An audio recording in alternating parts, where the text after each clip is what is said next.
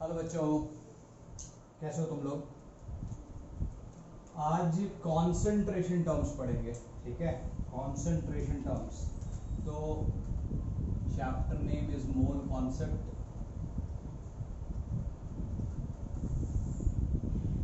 ठीक है, ये रिएक्शन इन सोल्यूशन का पार्ट है।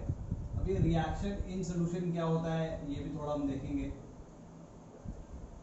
एंड इसका एक पार्ट होता है कॉन्सेंट्रेशन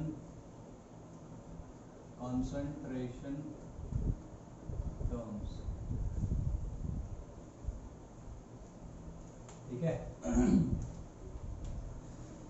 तो रिएक्शन इन सोल्यूशन को पहले समझते हैं, फिर कॉन्सेंट्रेशंस और सोल्यूशन क्या होते हैं उनको समझेंगे। हालांकि काफी हद तक तुमको आइडिया होगा कि सोल्यूशंस क्या होते हैं या कॉन्सेंट्रेशन क्या होती है, लेकिन फिर भी हम थोड़ा देखते हैं। जैसे मान लो मैं एक इक्वेशन लिखता हूँ CaCO3, मैंने इसे हीट किया, इससे मिल गया CaO प्लस CO2, ठीक है जी।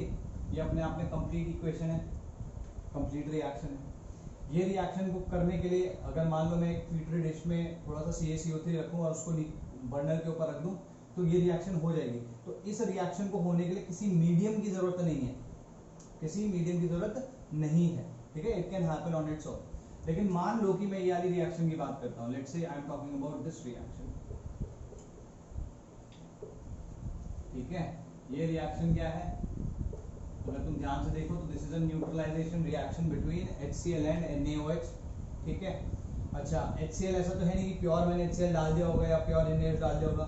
Usually how we do this kind of neutralisations is in aqueous solution. तो मैं इसका भी एक एक्वस सॉल्यूशन, मतलब मैंने क्या किया, HCl को पानी में थोड़ा सा पानी में मिला दिया है ना, या तो HCl को पानी में मिला दिया या पानी को HCl में मिला दिया, दोनों चीज तुम बोल सकते हो।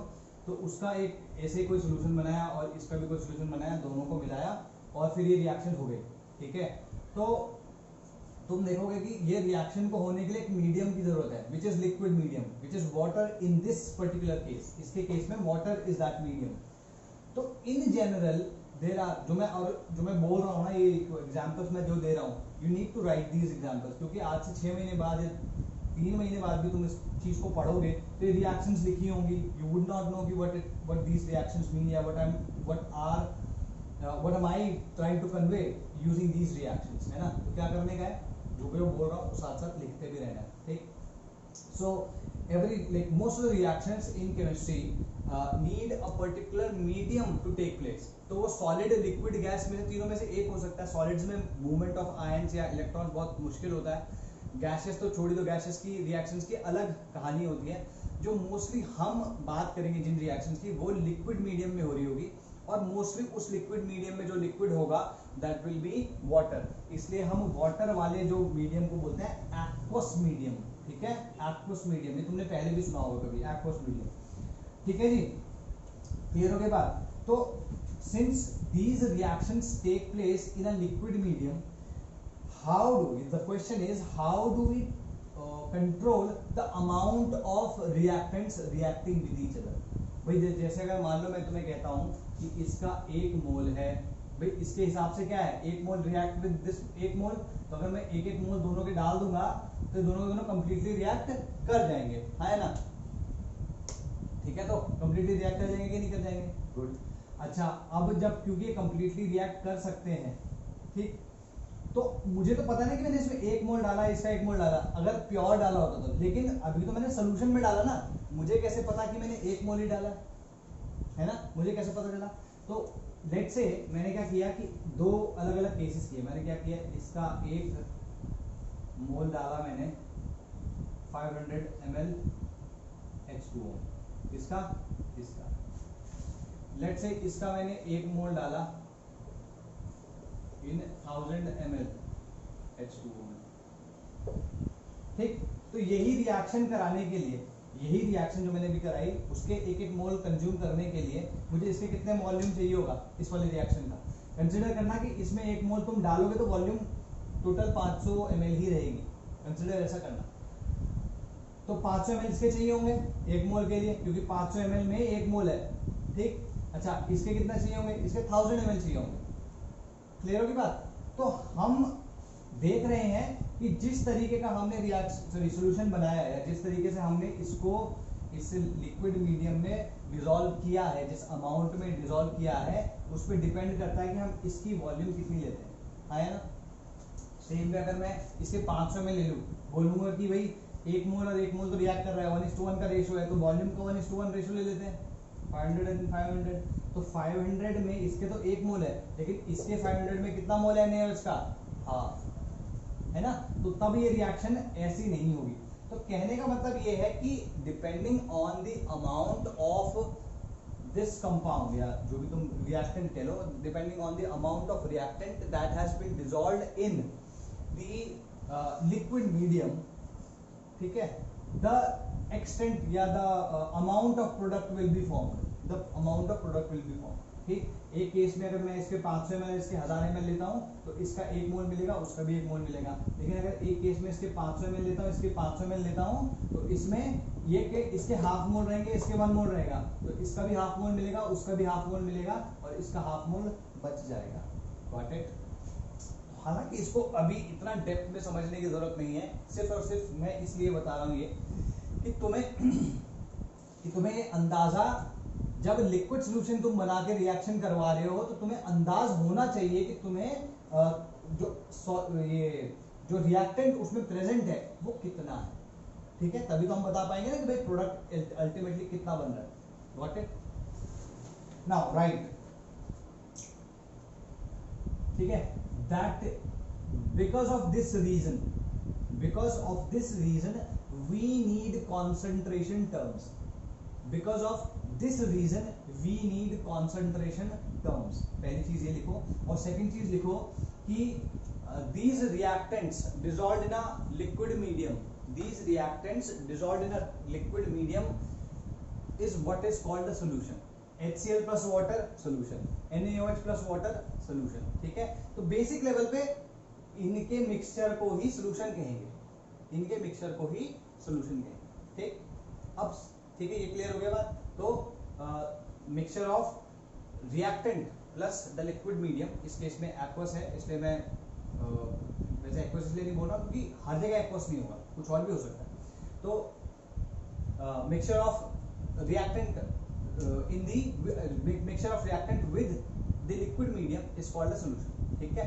बेसिक लेवल पे ये है। अब अगर तुम उसको बहुत प्रिसाइसली डिफाइन करना चाहते हो तो सॉल्यूशन क्या होता है वो देखो, ठीक है। तो सबसे पहले हेडिंग जो डालेंगे हम इस केस में, ठीक है, इस केस में जो हेडिंग डालेंगे दैट विल बी सॉल्यूशन, ठीक है जी। अच्छा, सॉल्यूशन को अगर हम बिल्कुल बेसिक लेवल पे देखें तो इसकी डेफिनेशन साथ साथ लिख देता हूं मैं, ये मिटा दो भाई, ये लिख लेना साथ। सॉल्यूशन की बेसिक डेफिनेशन हुई a homogeneous mixture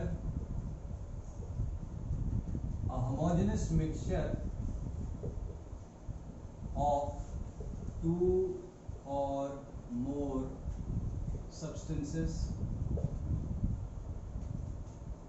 ठीक है।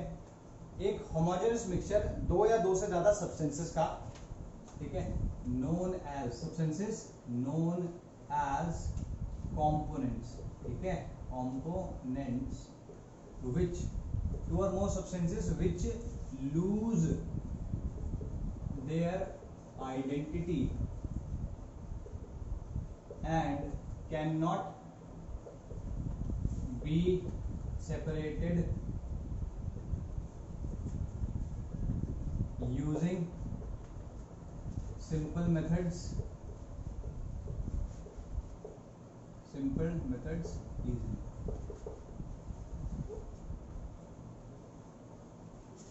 ठीक है। दोबारा बोल रहा हूं भाई, ऐसा करो, दो या दो से ज्यादा, अभी दो का एग्जांपल ले लेते हैं, HCl या चलो इथेनॉल और वाटर का ले लेते हैं। इथेनॉल वाटर को हमने डिसॉल्व किया, तो इथेनॉल को भी एक कंपोनेंट माना जाएगा, वाटर को भी एक कंपोनेंट माना जाएगा। दोनों को जब हम डिसॉल्व कर लेंगे तो अब तुम उसमें ऐसे देख के पता नहीं लगा सकते कि यहाँ पर इथेनॉल है और यहाँ पर वाटर है, या यहाँ पर इथेनॉल नहीं है वहां पर वाटर नहीं है। तो ethanol and water will be there everywhere, और इंडिविजुअल जो बिहेवियर है, जो इंडिविजुअल जो उनका आइडेंटिटी है वो खत्म हो जाती है. It becomes so uniform, like उसमें हर जगह तुम देखोगे amount of water and amount of ethanol सब जगह सेम होगा.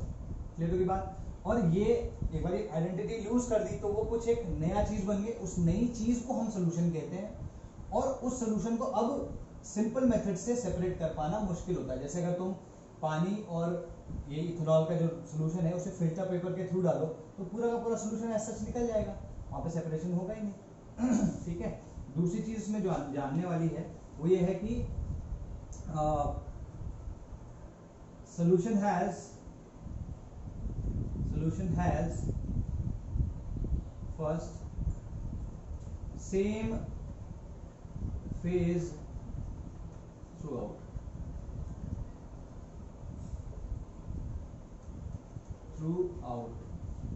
जैसे solution has same phase throughout, जैसे तुम्हारा एल्कोहल और वाटर की बात करें, दोनों लिक्विड थे. ठीक है. फाइनली भी वो लिक्विड ही बन के आया, और पूरे के पूरे एक ग्लास में अगर तुमने डाला है बॉटम से लेकर टॉप तक it will be liquid only. ठीक है. कंसिडरिंग कि टेम्परेचर अभी दोनों का लिक्विड रहने वाला है. ठीक है जी.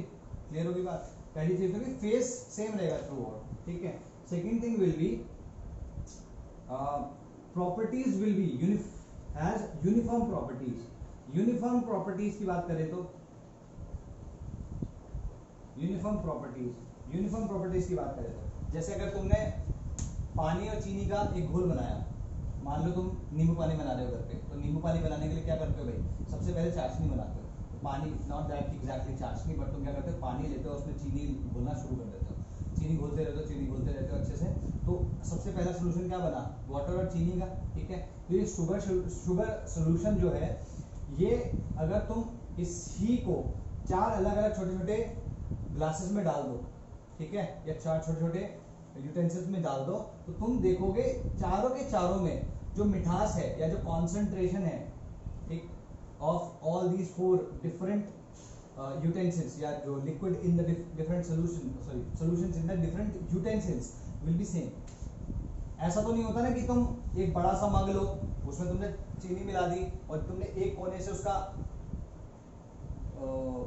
सोल्यूशन का एक चम्मच से उठाया और तुमने पिया तो उसकी मिठास अलग है, और दूसरे कोने से लोगे तो उसकी मिठास अलग है.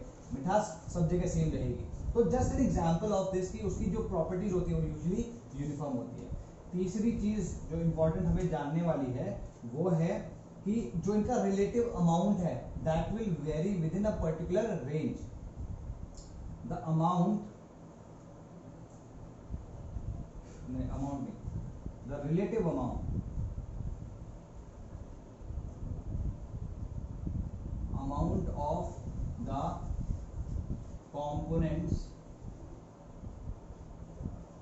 the relative amount of the components varies between a certain range. अब ये मैं क्यों कह रहा हूं, जैसे मान लो तुम एक ग्लास लो, जैसे let's say I have this mug full of water. ठीक है. इसमें तुमने एक चम्मच चीनी डाल दी, घुल जाएगा. ठीक है. 2 डाल दिए वो भी घुल जाएगा, 3 डाल दिए वो भी घुल जाएगा, 4 डाल दिए शायद घुल जाए, 5वां डाला शायद वो भी घुल जाए, 6वां डाला शायद वो भी घुल जाए. लेकिन अगर मान लो मैं 15वां डालूं या 20वां डालूं तो क्या होगा कि एक बारी के बाद वो घुलना ही बंद हो जाएगा. ठीक है. या फिर उल्टा देखो कि मान लो मैंने एक ग्लास में इस पूरे मग में पूरी ऊपर तक चीनी भर दी है, अब मैं उसके ऊपर से पानी डाले जा रहा हूँ, तो क्या इस केस में जिसमें मैंने बहुत सारा चीनी लिया उसमें पानी डाल रहा हूँ, क्या फाइनली मेरे को सोल्यूशन मिल रहा है? नहीं. ठीक है. नहीं मिल रहा. तो जरूरी नहीं है कि हम दोनों को ऐसे मिक्स कर दें और हमें सोल्यूशन मिल ही जाए. उनमें जो रिलेटिव अमाउंट है दोनों का that needs to vary within a certain limit. उससे ज्यादा डालोगे तो solution will not be form. ठीक है. क्लियर होगी बात. तो ये तुम्हारा सोल्यूशन होता है. इसका एग्जांपल अगर हम ले तो क्या होगा, जैसे हमने अभी शुगर और उसका लिया. ठीक है. शुगर और वाटर का ले लिया, या फिर सॉल्ट और वाटर का ले लिया, इथेनॉल वाटर का ले लिया, मिथेनॉल वाटर का ले लिया, बेंजीन टॉलुइन का ले लिया, हालांकि तुम्हें बेंजीन और टॉलुइन नहीं पता होगा अभी कि बेंजीन और टॉलुइन क्या होता है, but this is how it is. ठीक है, क्लियर होगी बात। तो इस तरीके के बहुत सारे एग्जांपल्स तुम ले सकते हो। अब आगे की जो बात करेंगे उसमें क्या है कि यहां पे हमने जो सब्सटेंसेस को मिलाया उनको हमने कंपोनेंट्स कह दिया, लेकिन उन कंपोनेंट्स को भी हम क्लासिफाई करते हैं। ठीक है, उसे क्लासिफाई करने का रीजन क्या होता है वो हमें आगे पता चलेगा। उसको समझने के लिए चलो एक एग्जांपल लेते हैं। जैसे HCl है, ठीक है, HCl पे जब हमने सोल्यूशन बनाया था पानी के साथ में, उसमें काम की चीज कौन सी थी? एक्चुअली में HCl ही तो था। ठीक है, क्योंकि हम रिएक्शन किसकी करा रहे थे? HCl की कराते हैं NaOH के साथ। तो अगर मुझे जानना होगा तो मुझे रिलेटिव अमाउंट जानना होगा ना कि HCl का कितना अमाउंट है वाटर के अंदर।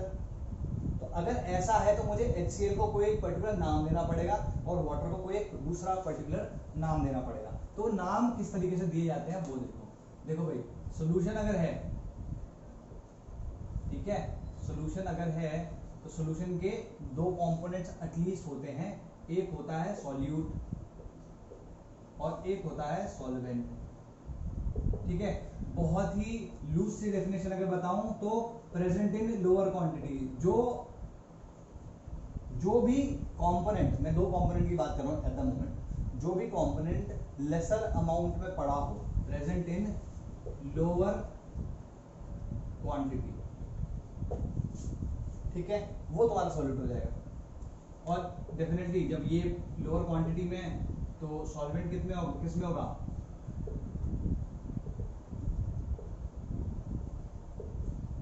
सिंपल, प्रेजेंट इन हायर या लार्जर क्वांटिटी, हायर या लार्जर क्वांटिटी।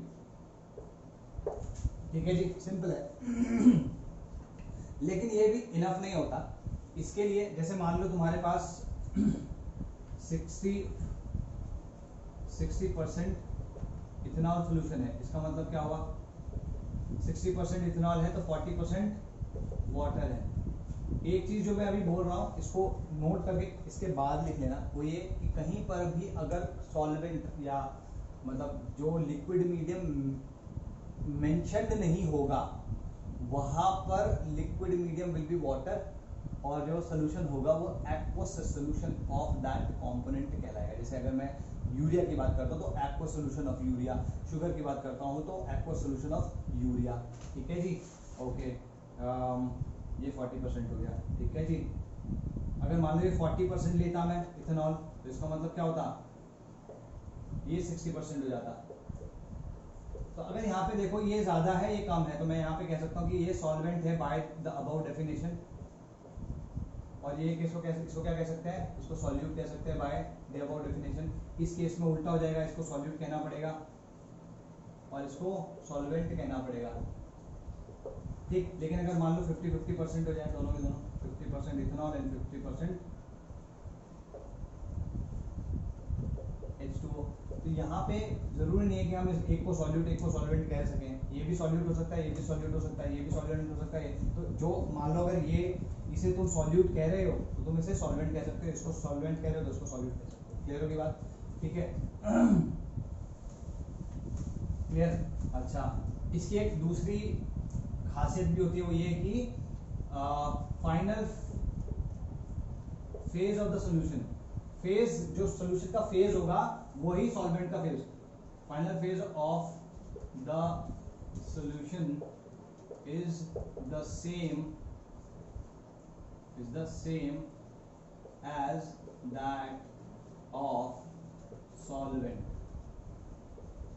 ठीक है जी, सॉल्वेंट के फेज के ही इक्वल होना चाहिए, सेम होना चाहिए। मतलब जैसे अगर नमक और पानी को मिलाओ, ठीक है, नमक और पानी को मिलाओगे तो नमक तो सॉलिड है और पानी तुम्हारा लिक्विड है, लेकिन जब हम उसको पूरा घोल लेते हैं तो क्या सॉलिड दिखता है? कहीं पे नहीं दिखता ना। वो सॉल्यूट जो कि सॉल्ट है वो भी मिक्स होके लिक्विड फेज में जा चुका है, एक्वस फेज में जा चुका है, सॉल्यूशन फेज में जा चुका है। ठीक है, that is the reason we are using this. ठीक है, गॉट इट? ओके, नाउ एक बहुत इंपॉर्टेंट प्रॉपर्टी है सॉल्यूट की, it should not react with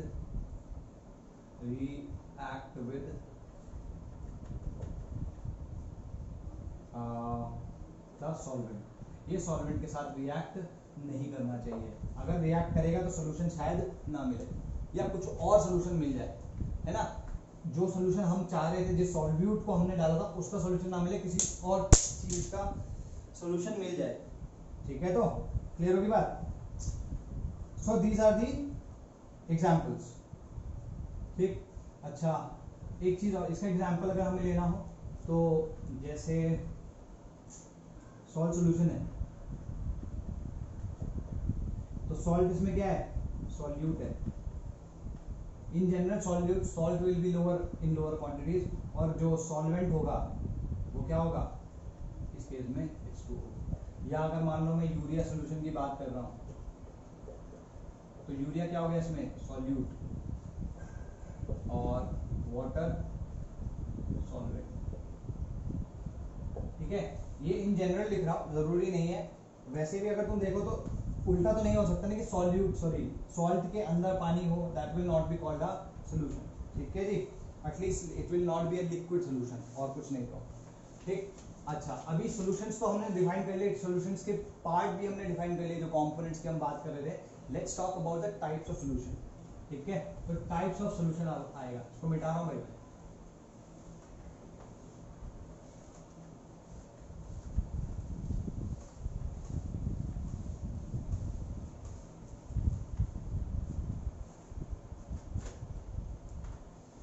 ठीक है, किसकी बात कर रहे थे, हाँ टाइप्स ऑफ सॉल्यूशंस। ठीक है, तो टाइप्स ऑफ सॉल्यूशंस। ठीक है, देखो भाई टाइप तो बहुत प्रकार के होते हैं। ठीक है, लेकिन यहाँ पे सिर्फ और सिर्फ दो ही मैं डिस्कस कर रहा हूँ, क्योंकि हमारे काम के वही दो हैं। बाकी जो 2-3 और हैं वो इस टाइम पे हमारे काम के नहीं है, तो डिस्कस करने का कोई फायदा नहीं है। तो पहला जो टाइप होता है, पहला type is based on the number of components.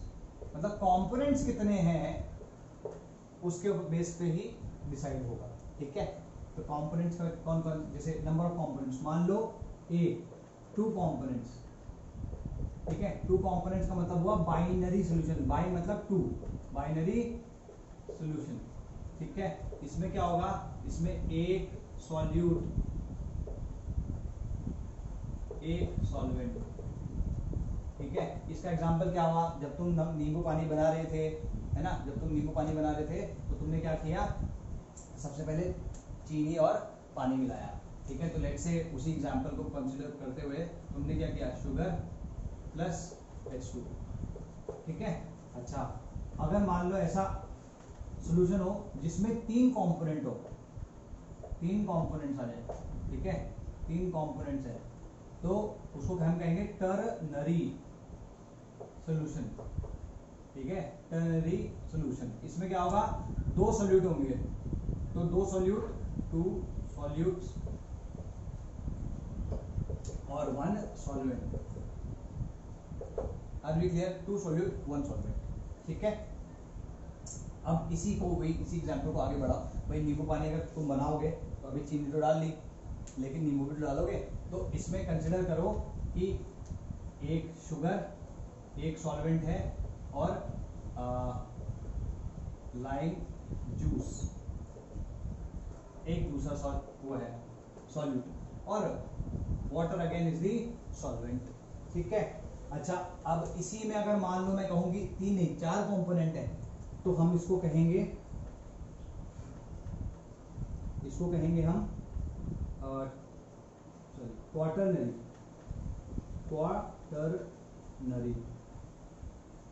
ठीक है, क्वाटरनरी, इसको सॉरी 4 कंपोनेंट्स, इसका मतलब हुआ क्वाटरनरी। ठीक, इसमें 3 सॉल्यूट होंगे, 3 सॉल्यूट होंगे और एक सॉल्वेंट होगा। ठीक है, तो यहाँ पे क्या होगा, किसी को यूँ समझ लो कि किसी को मीठा वाला नींबू पानी पसंद नहीं है, तो हम क्या करते हैं उसमें थोड़ा नमक डाल देते, तो खट्टा मीठा नमकीन नींबू पानी हो जाता है, तो उसमें क्या हो जाएगा, शुगर एक सॉल्यूट हो गया, लाइम जूस दूसरा सॉल्यूट हो गया, और सॉल्ट जो कॉमन सॉल्ट NaCl वो तीसरा सॉल्यूट हो गया, और H2O again is a solvent. तो ये ध्यान रखना, सॉल्वेंट हमेशा एक ही रहेगा, चाहे कंपोनेंट्स कितने भी हो। 100 कंपोनेंट होंगे तो उसमें एक कंपोनेंट तुम्हारा सॉल्वेंट होगा, और बाकी 99 component 99 components will be called solutes. ठीक है, ये क्लियर होगी। तो this will always be single और यूनिक। ठीक है, एक ही रहेगा, एक से ज्यादा सॉल्वेंट नहीं हो सकते। Are you clear? ठीक है, अच्छा ये तो होगा तुम्हारा based on the number of components. ठीक, बाकी जो दूसरा वाला है वो इसे जल्दी से करो, स्क्रीनशॉट लो और नोट डाउन कर लेना।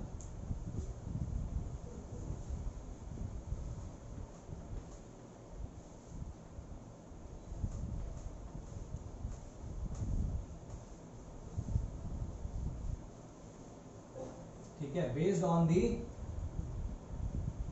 अब जो दूसरा क्राइटेरिया है based on the amount of components.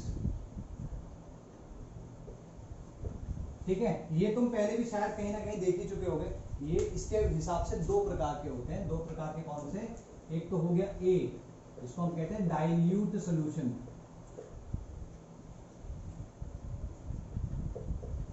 और एक होता है बी, जिसे हम कहते हैं कॉन्सेंट्रेटेड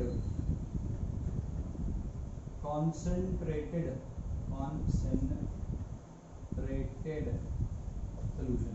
ये पहले भी कभी कहीं ना कहीं पढ़ा होगा।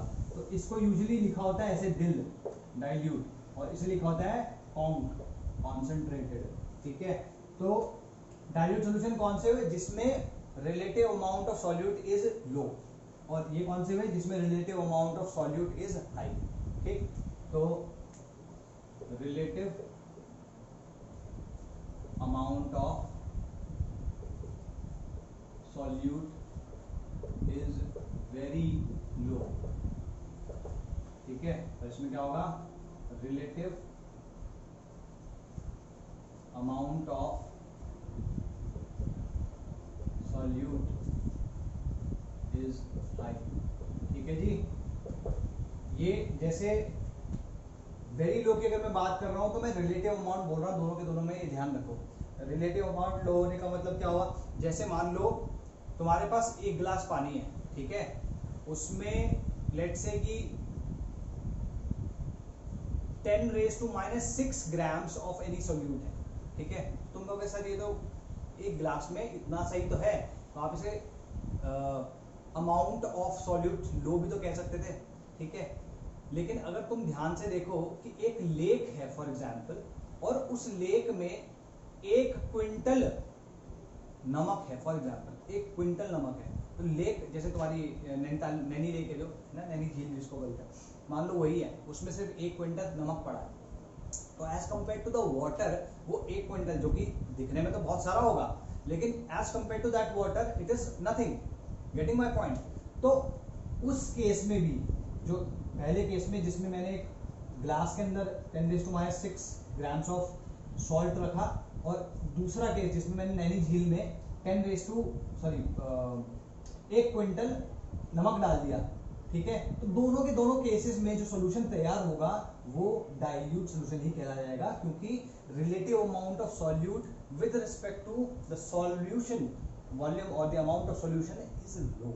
यहाँ पे लो है, यहाँ पे हाई, बस इतना सा डिफरेंस है, नथिंग एल्स। ठीक है जी, तो ये बस ये ध्यान रखना है कि इसमें सॉल्यूट अमाउंट लो होगा, सॉल्यूट का रिलेटिव अमाउंट ऑफ सॉल्यूट लो होगा, इसमें relative amount of solute high होगा। इससे क्या इंप्लीकेशंस होंगे हम ये थोड़ा आगे डिस्कस करेंगे, लेकिन बेसिक डेफिनेशन ये याद होनी चाहिए। ठीक है, अब बात करते हैं कॉन्सेंट्रेशन टर्म्स की। ठीक है जी, तो कॉन्सेंट्रेशन टर्म्स क्या हुए, या कॉन्सेंट्रेशन पहले क्या हुई उसको तो डिफाइन करें, फिर तो टर्म्स की बात करेंगे ना। ठीक है, कॉन्सेंट्रेशन क्या होती है पहले वो डिफाइन करते हैं, व्हाट इज कॉन्सेंट्रेशन। ठीक, तो कॉन्सेंट्रेशन क्या होगी? कॉन्सेंट्रेशन का मतलब हुआ रिलेटिव अमाउंट ऑफ, अब जो अमाउंट ऐसे लिख लेते हैं, उसको साथ साथ लिख लेते हैं, relative amount of solute dissolve या प्रेजेंट, डिजॉल्व और प्रेजेंट पर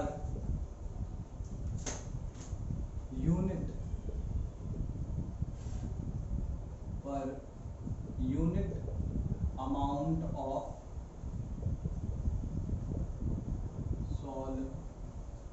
सॉल्यूशन और सॉल्वेंट।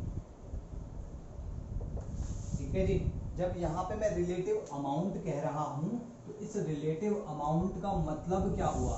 इस रिलेटिव अमाउंट का मतलब हुआ या तो मास, मतलब सॉल्यूट का मास, ठीक है, या फिर सॉल्यूट के मोल्स, या फिर सॉल्यूट की वॉल्यूम। ठीक है, ध्यान रखना यहाँ पे गैसियस नहीं है तो हम वो वाली वॉल्यूम की बात नहीं कर रहे हैं, लिक्विड है तो वो जो गेल-लुसाक्स लॉ है वो वहां लगाने की कोशिश बिल्कुल मत करना। पीपल डू दैट, लिक्विड में भी गेल-लुसाक्स लॉ लगाने की कोशिश करते हैं, जबकि पता है कि Gay Lussac's law is only applicable to gases. यहाँ पे हम जो बात कर रहे हैं वॉल्यूम की, solute will be a liquid, only then we are talking about its volume. Got it?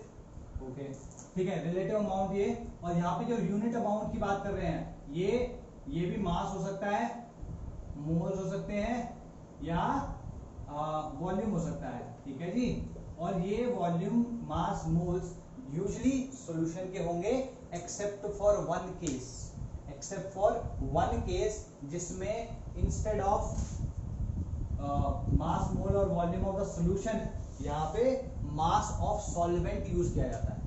Clear होगी बात? एक ही है, वो मैं बात करूंगा आगे वो कौन सी है वो पता चलेगी, लेकिन ध्यान रखना ये जो सॉल्वेंट लिखा है ये सिर्फ एक पर्टिकुलर केस की वजह से मैंने लिखा है, अदरवाइज अगर वो केस, फॉर एग्जांपल वो केस प्रेजेंट ना होता तो we could have written unit amount of solution only, यहीं तक खत्म, ये खत्म कर देते, ये हटा देते, ठीक है। लेकिन क्योंकि एक ऐसी कॉन्सेंट्रेशन हमें पता है या कॉन्सेंट्रेशन टर्म हमें पता है तो हम उसको मिटा नहीं रहे हैं, हम कहेंगे कि यूनिट अमाउंट ऑफ सॉल्यूशन और सॉल्वेंट। ठीक है जी, गॉट इट? अच्छा, तो हम कहाँ पे थे? ये तुम्हारा बेसिक डेफिनेशन हो गई, गॉट इट? इसमें तुम एक चीज और लिख सकते हो, वो ये कि इसका जो दूसरा डेफिनेशन है वो लिख सकते हो, रेशियो ऑफ मास, मोल और वॉल्यूम ऑफ सॉल्यूट प्रेजेंट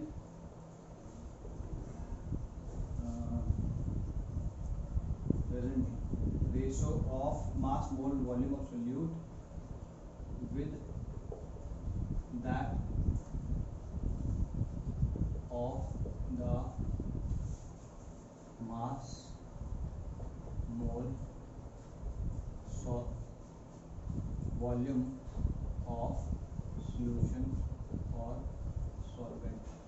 ये जो मैंने यहाँ पे सॉल्यूशन को इस तरीके से लिखा, मैं आगे भी लिखूंगा, ये शॉर्टकट है, मैं ऐसे यूज करता हूँ, बहुत सारे और लोग भी यूज करते होंगे, अगर तुम्हें सही लगता है तुम भी यूज करो ताकि जल्दी से नोट्स बना सको। ठीक, अच्छा, जो सॉल्वेंट वाला केस होता है ना, लिख ही देते हैं, वो होता है मोलैलिटी के केस में। ठीक है, मोलैलिटी के केस में केजी इज द, या मास इज द यूनिट, इस तरीके से लिख लेना। ठीक है, तो क्लियर हो ये बात? तो ये यही कॉन्सेंट्रेशन को हम इस तरीके से भी डिफाइन कर सकते हैं। ठीक है, ये रेशियो के फॉर्म में हो सकती है, परसेंटेज के फॉर्म में हो सकती है। ठीक है, तो ये ध्यान रखना है, these are the definitions of concentration. ठीक है, ओके।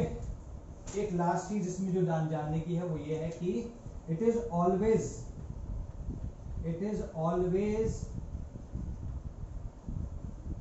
expressed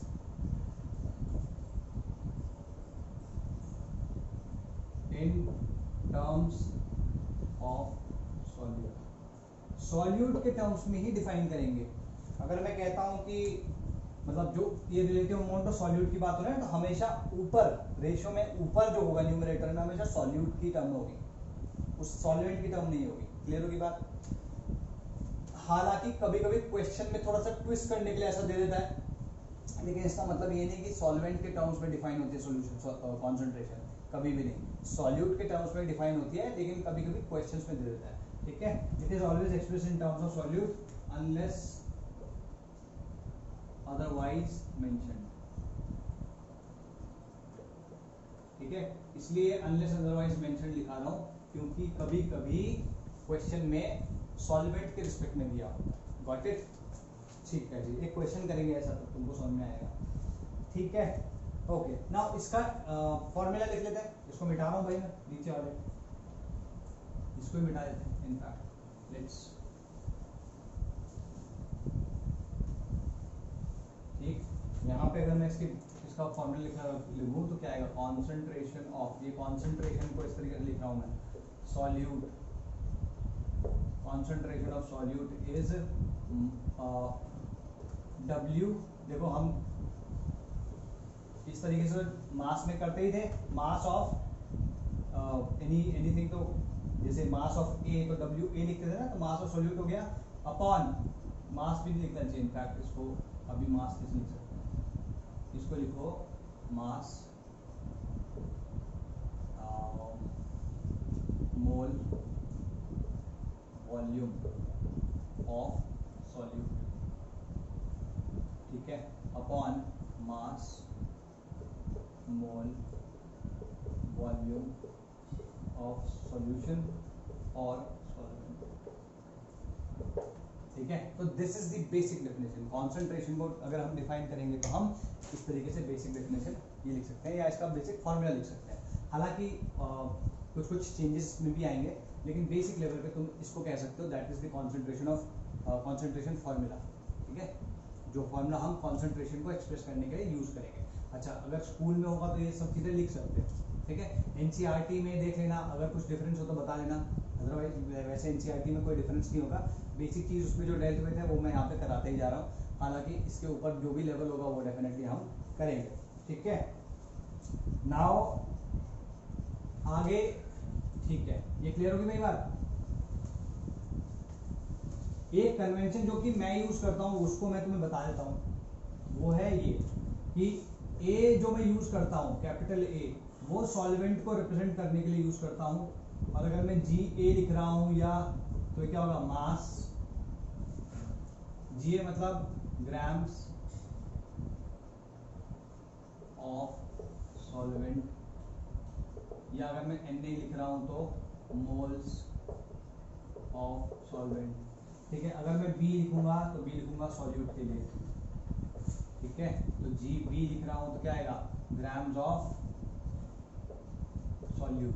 या अगर मैं डब्ल्यू बी लिख रहा हूं तो वेट ऑफ सॉल्यूट हो जाएगा। ठीक है, और अगर अभी भी किसी ने फिगर आउट ना किया हो कि वेट और मास को इंटरचेंजेबली यूज किया जाता है केमिस्ट्री में, तो आज जान लो, वेट और मास डिफरेंट होते हैं, they are different units, different quantities all together, लेकिन केमिस्ट्री में हम वेट और मास इंटरचेंजेबली यूज कर रहे होते हैं। वेट का मास भी, वेट का मतलब भी मास ही होता है इन केमिस्ट्री।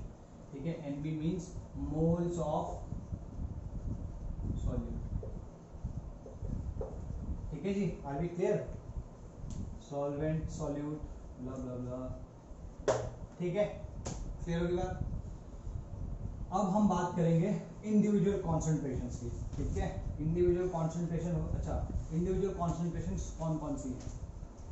ठीक, तो कॉन्सेंट्रेशन टर्म्स पे आते हैं आप, ये भी हो गया।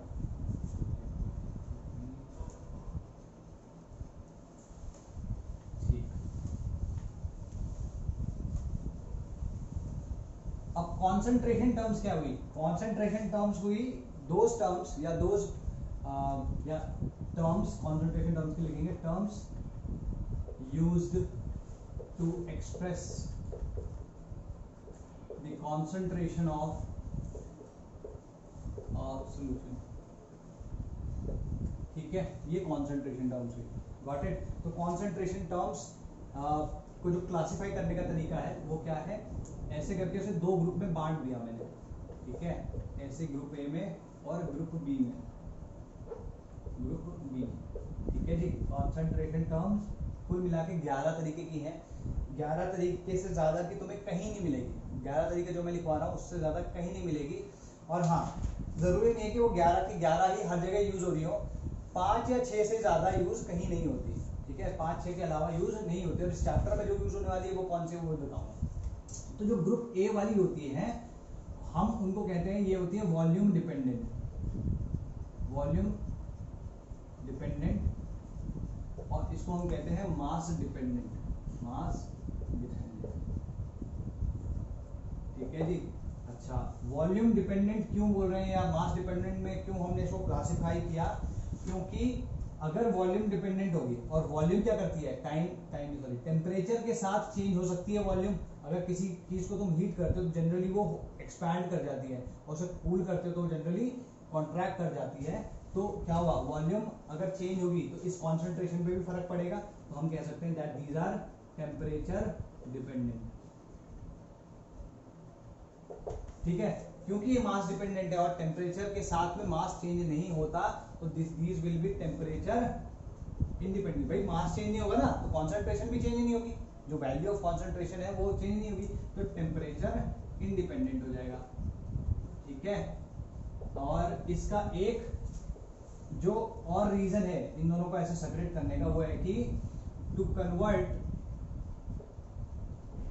Group A concentrations terms into group B concentration terms and vice versa। मतलब उल्टा भी अगर करना हो, कभी B से A में जाना हो, we will need density। ठीक है, बिकॉज क्यों चाहिए होगी डेंसिटी, क्योंकि अगर वॉल्यूम दी है और उसे हमें मास के रिस्पेक्ट में कन्वर्ट करना है, तो वॉल्यूम और मास को कनेक्ट करती हुई सिर्फ एक ही यूनिट होती है, विच इज डेंसिटी। तो अगर डेंसिटी है हमारे पास, तो हम इसकी वॉल्यूम को उसके मास में कन्वर्ट कर सकते हैं, तो हम उसे वॉल्यूम की जगह मास डिपेंडेंट बना सकते हैं। ठीक है, बिकॉज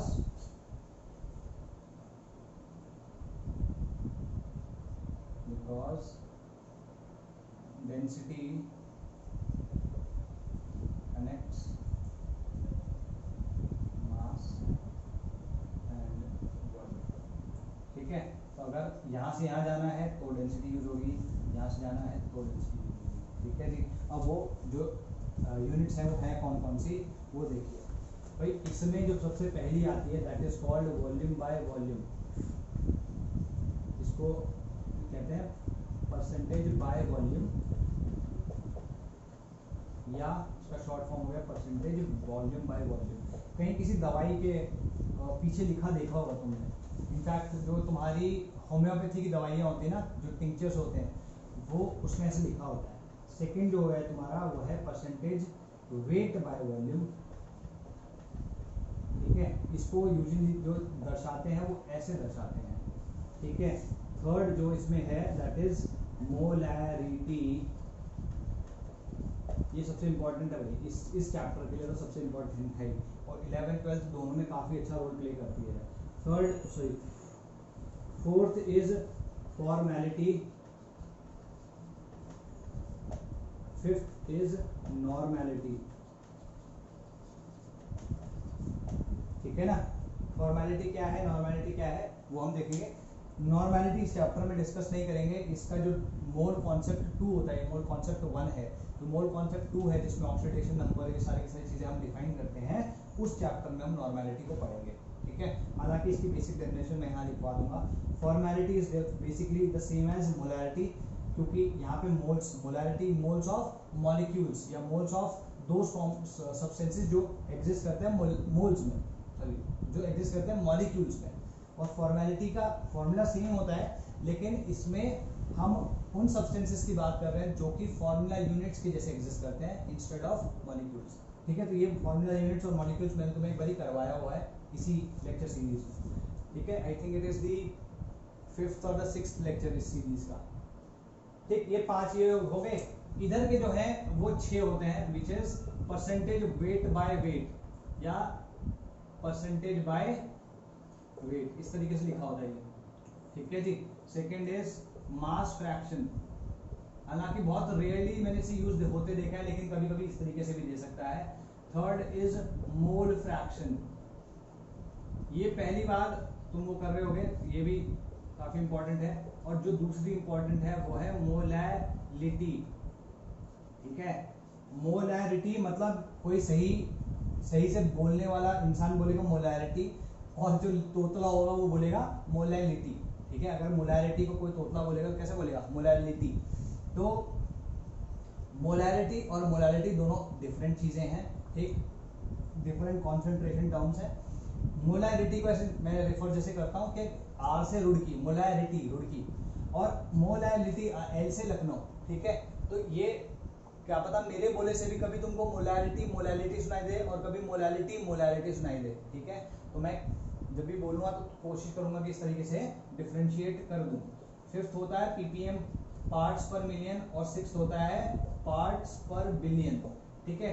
पीपीएम और पीपीपी एसेंशियली सेम है, मास फ्रैक्शन और ये वेट बाय वेट परसेंट भी ऑलमोस्ट सेम से ही होता है, ठीक, बहुत ज़्यादा कोई डिफरेंस नहीं है इनमें। तो अगर तुम देखो तो इसमें जो हमारे इस चैप्टर में पढ़ने लायक चीजें हैं वो ये सब हैं, वो ये सब है, 1 2 3 4 5 और 6। बाकी जो 5 कह रहा हूं उसमें से नॉर्मेलिटी और ये बाद में डिफाइन कर लेंगे ढंग से।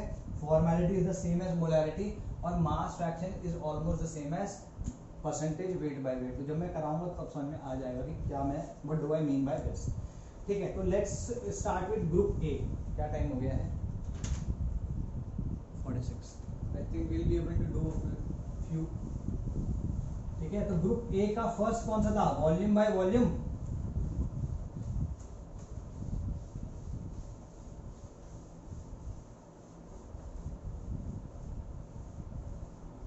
ठीक है। First is group A, first percentage volume by volume, या इसको लिख लो परसेंटेज बाय वॉल्यूम, ठीक है। इसको रिप्रेजेंट कैसे करेंगे, परसेंटेज वॉल्यूम बाय वॉल्यूम, और इसकी यूनिट क्या होगी, या नो यूनिट कह लो, यूनिटलेस या डायमेंशनलेस कह सकते हो, ठीक है। अच्छा, इसमें वॉल्यूम जो यूज हो रही है तो हम कह सकते हैं इसमें both numerator and denominator are expressed as volume in ml, ठीक है। क्लियर होगी, दोनों की दोनों ऊपर और नीचे दोनों की दोनों वॉल्यूम होगी पहली चीज, और ml में होगी, ठीक। दूसरी चीज क्या, वॉल्यूम न्यूमरेटर, न्यूमरेटर किसको रिप्रेजेंट करेगा, numerator represents volume of solute, ठीक है। और डिनोमिनेटर किसको करेगा, डिनोमिनेटर किसको करेगा represent, volume of solution, solvent नहीं, ठीक है। सॉल्वेंट के रूप में एक्सप्रेस नहीं करते, जब भी दिया होगा तो हमेशा सॉल्यूशन के रिस्पेक्ट में ही दिया होगा, सॉल्वेंट के रिस्पेक्ट में नहीं। सॉल्वेंट की एक ही जगह पे आती है जरूरत, वो मोलैलिटी के, लखनऊ वाले के केस में, ठीक है जी। तो न्यूमरेटर तुम्हारा वॉल्यूम ऑफ सॉल्यूट हो गया, डिनोमिनेटर वॉल्यूम ऑफ सॉल्यूशन हो गया, ठीक है जी, ओके। तीसरी चीज क्या है कि this is express as percentage, जब तुम देख रहे हो परसेंटेज बाय वॉल्यूम क्या हुआ, 100 में से, ठीक है। तो it is expressed as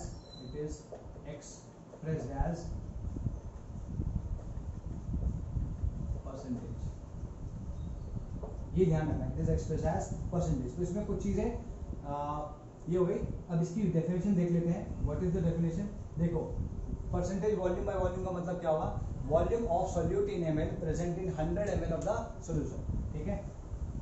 volume of solute in ml present in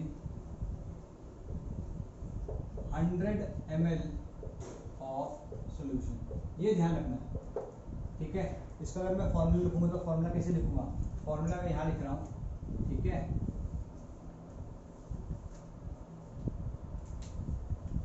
ठीक है, परसेंटेज वॉल्यूम बाय वॉल्यूम, इसको लिखने का तरीका क्या हुआ, volume of solute upon volume of solution into 100, ठीक है। ये भी ध्यान रखना कि दोनों की दोनों यूनिट्स ml में होनी चाहिए या लीटर्स में, मतलब दोनों की दोनों यूनिट सेम होनी चाहिए। तुम एक को ml में रख लो और एक को लीटर्स में रख लो तो उससे नहीं चलेगा काम, ठीक है। या कोशिश करो, मैं इसको चेंज कर देता हूँ, तुम जो भी वॉल्यूम डालोगे ml में डालना बस, ताकि गलती ना करो, ठीक है। तो दिस इज योर फॉर्मूला। तो अब इसमें कुछ एग्जांपल ले लेते हैं। अच्छा एक चीज और है यहाँ पे ध्यान देने वाली, दैट ये जो V सॉल्यूशन है यहाँ पे, V solute plus V solvent आएगा, ठीक है। इसमें एक चीज जो मैं बोल रहा हूँ, हालांकि अभी तुम्हारे लिए वो डिफाइन नहीं हुई है, लेकिन इसको लिख लेना। आज से मे बी 4-5 महीने बाद जब दोबारा देखोगे तो तब चीज़ें और ज़्यादा क्लियर होंगी, जब मैं जो चीज़ मैं लिखवा रहा हूँ। यहाँ पे मैंने वॉल्यूम को दोनों, मतलब एक की वॉल्यूम को और दूसरे की वॉल्यूम को ऐड किया है ना, सॉल्यूट और सॉल्वेंट की वॉल्यूम को दोनों को ऐड किया, तब जाके तुम्हारी सॉल्यूशन की वॉल्यूम आए ना। अच्छा अगर मैंने इसकी कुछ वॉल्यूम मिलाई होती, उसकी कुछ वॉल्यूम मिलाई होती, तो जो डेंसिटी होती, मान लो इसकी डेंसिटी x थी और इसकी डेंसिटी y थी, तो हम दोनों को मिलाते तो क्या टोटल जो फाइनल वाले की डेंसिटी है वो क्या x प्लस वाई आती? नहीं, है ना, नहीं, x प्लस वाई नहीं आती। जो डेंसिटी आती है वो x और y के बीच में आती। तो ऐसा क्योंकि कुछ प्रॉपर्टीज को तुम ऐसे ऐड कर सकते हो और कुछ प्रॉपर्टीज को ऐसे ऐड नहीं कर सकते, ठीक। तो जो प्रॉपर्टीज को तुम ऐसे ऐड कर सकते हो वो कौन सी प्रॉपर्टीज होती है, उनको कहते हैं extensive properties. Volume is N, लिखो इस बात को मैं यहाँ नहीं लिख रहा हूँ, तुमको ये लिखना है, मैं बोल रहा हूँ। Volume is an extensive property, volume is an extensive property, और वहां पे ब्रैकेट में लिखना extensive properties are those properties of matter. Extensive properties are those, in fact extensive properties, intensive properties मैंने डिफाइन तो किया है तुम्हारे लिए, have I not? I think मैंने शुरुआत में डिफाइन किया है, अगर नहीं भी किया तो अभी सुन लो।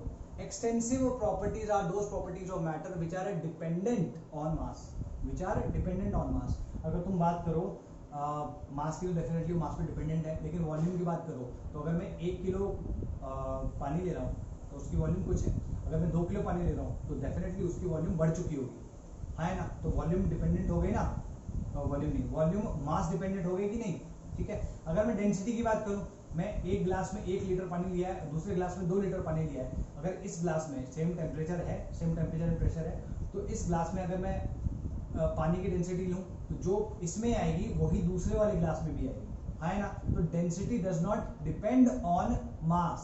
तो density is an intensive property, and intensive properties are those properties which are independent, intensive and independent of mass. Extensive properties, those properties that depend on mass. Intensive properties, those properties that are independent of mass. तो independent of mass या intensive properties को हम कभी भी ऐसे add नहीं कर सकते, लेकिन एक्सटेंसिव प्रॉपर्टीज को इस तरीके से ऐड कर लेते हैं। तो ये बहुत इंपॉर्टेंट पार्ट है, ये लिख लेना इसको। अच्छा एक चीज और है, क्योंकि इसमें वी सॉल्यूट की बात हो रही है ना, तो वी सॉल्यूट की अगर बात हो रही है तो this is useful only for liquid solutes, है ना, ठीक है। लिक्विड सॉल्यूट्स की वॉल्यूम के लिए ही ये क्या कहते हैं, उनकी कॉन्सेंट्रेशन को एक्सप्रेस करने के लिए ये तरीका जो परसेंटेज वॉल्यूम बाय वॉल्यूम है, ये ज्यादा यूजफुल है, ठीक है। अभी इसका फॉर्मूला हम लिख चुके हैं, कुछ एग्जांपल कर लेते हैं। एग्जांपल हमारे पास क्या है, let's say I am saying example क्या है, 15%, इसको ना ब्लू से लिखते हैं, थोड़ा सा डिफरेंट लगेगा, जाके लिखते हैं।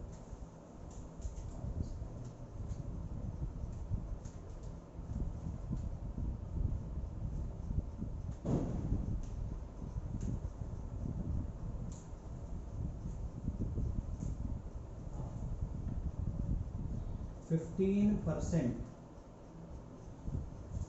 परसेंट मिथनॉल सोल्यूशन,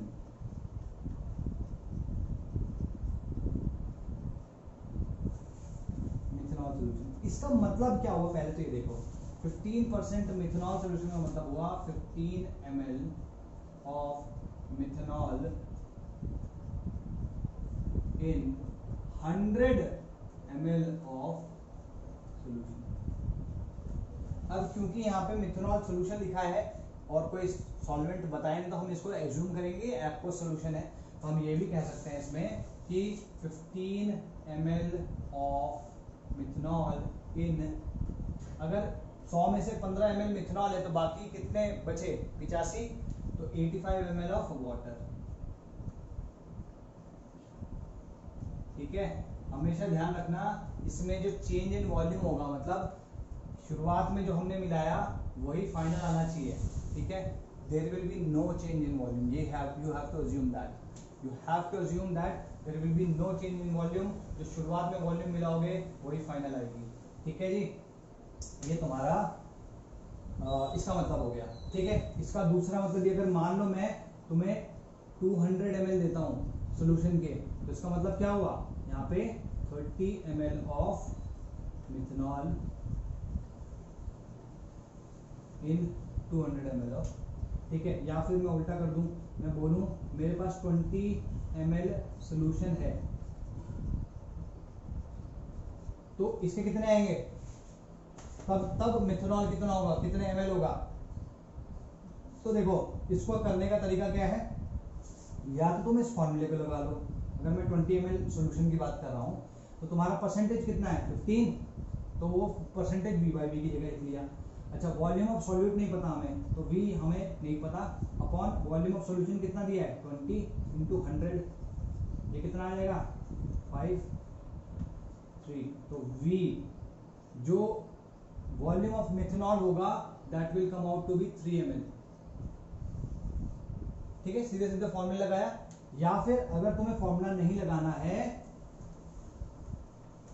या तो अगर तुम्हें फॉर्मूला नहीं लगाना है तो तुम ये भी कर सकते हो कि देखो 15 ऐसे लिखा ना तुमने, 15 ml in 100 ml of solution, तो कितने x ml of methanol in 20 ml of solution. अब यूनिटरी मेथड लगा दो, तो x इक्वल टू क्या आएगा 15 इंटू 20 अपॉन 100 आ जाएगा, ये गया 5 यहाँ पे आएगा और ये 3 आ जाएगा, तो यहाँ पे भी 3 ml आ गया।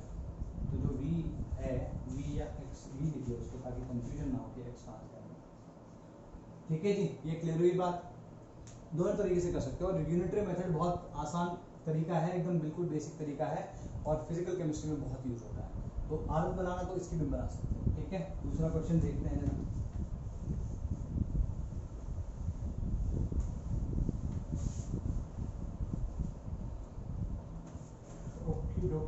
Same proportion. Do we have another question? Yes, we have another question. ठीक, अगर मैं एक क्वेश्चन क्या है, क्वेश्चन इज, अगर मैंने मिथनॉल के 50 ml लिए, 50 ml methanol plus 150 ml water. ठीक है, तो ये पूछ रहा है परसेंटेज v बाई वी क्या है। ये तो तुम कर ही सकते हो, सिंपल सा है।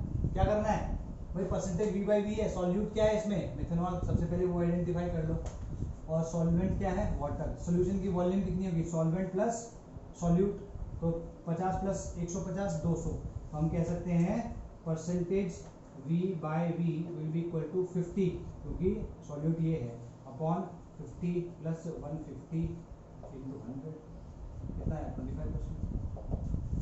ठीक है, तो क्लियर होगी बात। Second is 30 ml of ethanol इन, ये सिमिलर सा ही क्वेश्चन है, इसमें तो मैंने बहुत सिंपल कैलकुलेशन दी थी। इसमें बोल रहा है 30 ml इथेनॉल, 30 ml इथेनॉल इन 45 ml वाटर। इसमें क्या है percentage volume by volume, simple है, 30 अपॉन 30 प्लस 45 कितना हो गया 75 इंटू 100, तो 15 दूनी 15 पंजे, ये कितना आएगा 40%। ठीक है जी, क्लियर होगी बात। अच्छा, और कोई है क्या हमारे पास कुछ दूसरा, 15% ऑफ वॉल्यूम, इसको हटाते हैं, दूसरा करते हैं। ठीक है, इसमें देखो बोल रहा है 15 ml of 25% ethanol, 25% percentage volume by volume, ये 25% है ना, ये बाय वॉल्यूम है ऑफ इथेनॉल, ठीक है। अच्छा, अगर 25% वॉल्यूम बाय वॉल्यूम एक सोल्यूशन ऑफ इथेनॉल हमारे पास पड़ा है, उसके हमने 15 ml लिए, तो ये पूछ रहा है वॉल्यूम ऑफ इथेनॉल, या इसको लिख लो V इथेनॉल क्या होगा, ठीक है। सिंपल है, फॉर्मूला फिर से यूज कर लो। फॉर्मूला क्या कहता है भाई, 25%, ठीक है, 25% इधर आ जाएगा, ऊपर V इथेनॉल हमें निकालना है। इनफैक्ट अभी एक छोटा सा क्वेश्चन हमने किया था इससे पहले, और V सोल्यूशन कितना होगा, 15 इंटू 100, ये कितना हो जाएगा 20, ये हो जाएगा 3, और ये 5, और ये 4। तो अगर हम ध्यान से देखें तो V ethanol will be equal to 15 या 5 into 3/4, ठीक है, कितना आ जाएगा ये 3.75। आगे क्लियर, 3.75 ml होगा, ध्यान रखना। Okay, now how many ml of solute must be added. अब एक ही थोड़ा सा अच्छा क्वेश्चन है, इसमें कह रहा है 300 ml H2 है हमारे पास, इसमें हमने कितना डालना है, कितना सॉल्यूट, नहीं ये तो ml लिखा ना, V सॉल्यूट कितना डालना है ताकि हमें सॉल्यूशन जो मिले, फाइनल सॉल्यूशन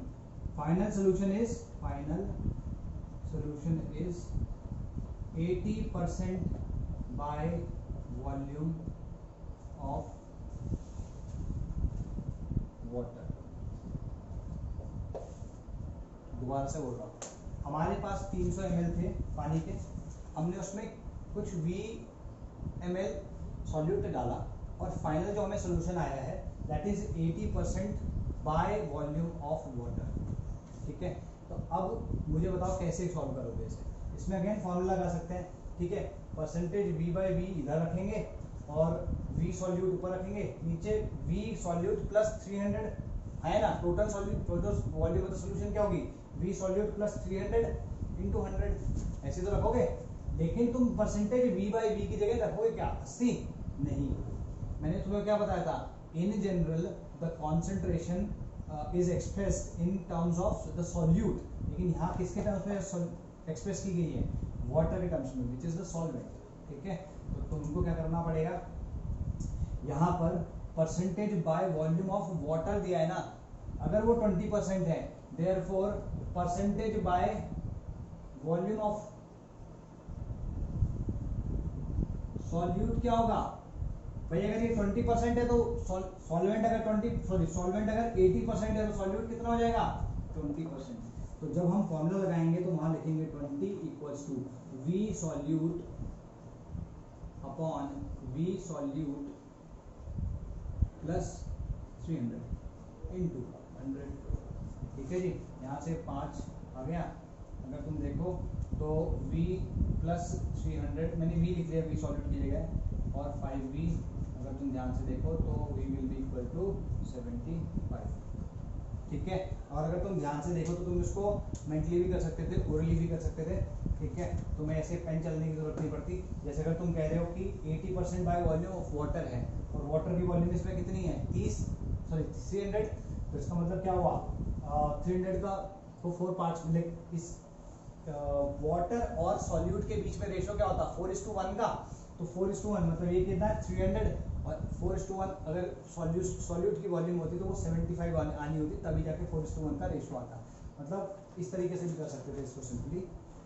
मैं पेन चला रहा हूँ, हालांकि तुम्हें समझाने के लिए चला रहा हूँ। अगर 300 ml ऑफ वाटर है, 300 ml ऑफ वाटर है, इस टू V कितना है 4:1 है ना, तो अगर ये 4 है तो कितना आ जाएगा V equals to 300/4 which is 75। ऐसे भी आ जाता है सिंपली।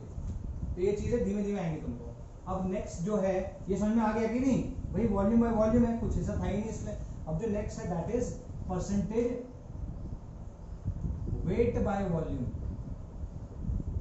यहाँ पे क्या लिखेंगे इसे W बाय ये, इसकी यूनिट जो होगी वो होगी ग्राम पर ml, ठीक है, ग्राम पर ml।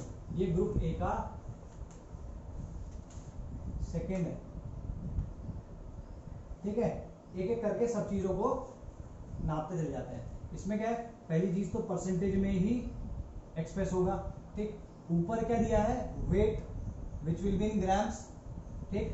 तो न्यूमरेटर में बोथ न्यूमरेटर एंड तो न्यूमरेटर इसमें क्या लिखेंगे हम, न्यूमरेटर ग्राम्स में और डिनोमिनेटर ml में, ठीक है जी। पहली चीज तो ये, जो न्यूमरेटर होगा वो होगा वेट ऑफ सॉल्यूट ग्राम्स में, और ये डिनोमिनेटर क्या होगा, वॉल्यूम ऑफ सॉल्यूशन। ध्यान रखना सॉल्यूशन होगा नीचे, सॉल्यूशन ये वॉल्यूम ऑफ द सॉल्यूशन है, volume of the solution in ml, ठीक। एक्सप्रेस इन परसेंटेज ऑलरेडी हो गया। अगर मैं इसको एक्सप्रेस करना चाहूँ एज अ दिस, इसकी डेफिनेशन देना चाहूँ तो क्या होगा, wait of solute in grams present in 100 ml of solution. Simple ऐसे ही करना है, ठीक है। इसको एग्जैक्टली ऐसे ही एक्सप्रेस करना है, ठीक है। इसमें मैंने मिटाया नहीं था ये, क्योंकि अब यहाँ पे लिखने में आसानी रह जाएगी। अगर मैं इसमें परसेंटेज वेट बाय वॉल्यूम लिखूंगा तो यहाँ पे आएगा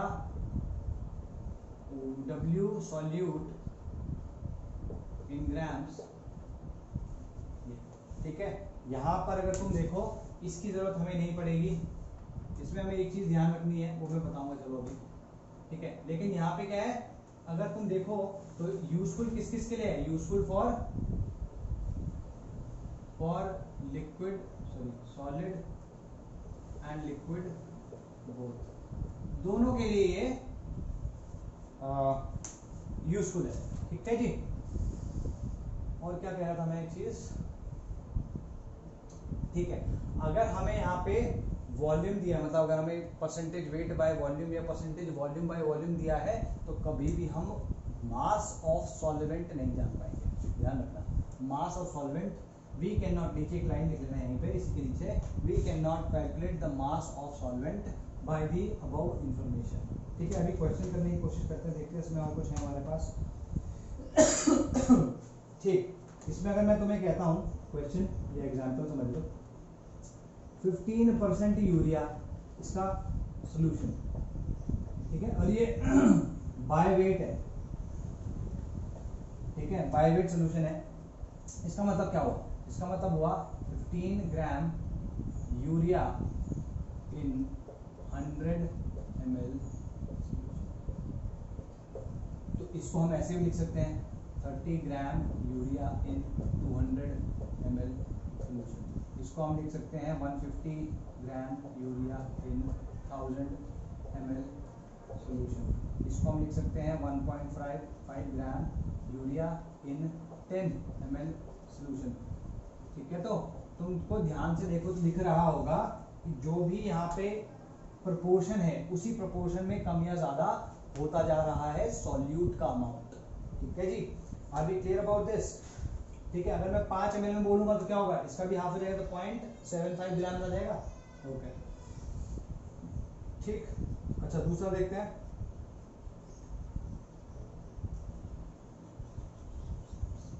इसको मिटा दूं,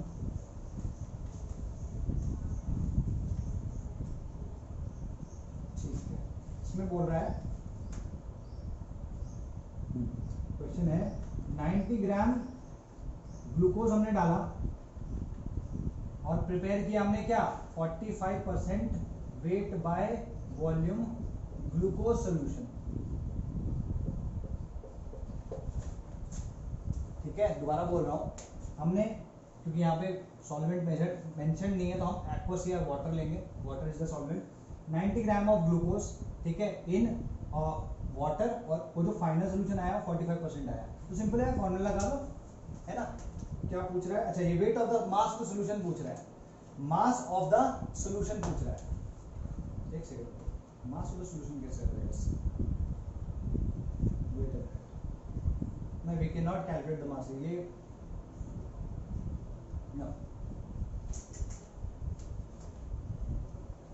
इसमें समझो वी सॉल्वेंट वो पूछ रहा है, वी सॉल्वेंट, वी सोल्यूशन ये पूछ रहा है, सिंपल क्वेश्चन पूछ रहा है। तो इसमें क्या है, परसेंटेज वेट बाय वेट की, वेट बाय वॉल्यूम की जगह तुम 45 कर दोगे, ऊपर 90 ग्राम आ जाएंगे वेट ऑफ सॉल्यूट, और यहाँ वी सोल्यूशन आ जाएगा इनटू 100। ठीक है जी, ये कितना हो गया 2, तो वी सोल्यूशन इज 200। ठीक है जी, okay 45% weight by volume percent. ठीक है, सुक्रोज डेंसिटी। ओके, अब हम मास कर सकते हैं जो इस क्वेश्चन में दिया है। इसमें क्या दिया इसने, 45% है, 45% वेट बाय वॉल्यूम। ये सुक्रोज का सोल्यूशन है, ग्लूकोज का नहीं। ठीक है, sucrose solution 45% weight by volume, sucrose solution. ठीक है जी, और इसकी डेंसिटी दी है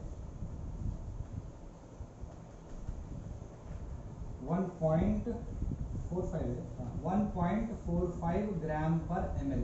ये बोल रहा है mass of solution, mass of solution बताओ। तो कुछ नहीं करना भाई, सेम फॉर्मूला लगा दो, 45 ठीक है equals to weight of solute. Weight of solute दिया है क्या, वेट ऑफ सॉल्यूट, एक सेकंड, उसने टोटल वॉल्यूम भी नहीं बोली, चलो ठीक है, हमने 100 ग्राम अज्यूम कर लिया, हमने इसको, इसने हमें वेट ऑफ सॉल्यूट नहीं, सॉरी वॉल्यूम ऑफ सॉल्यूशन नहीं दिया है।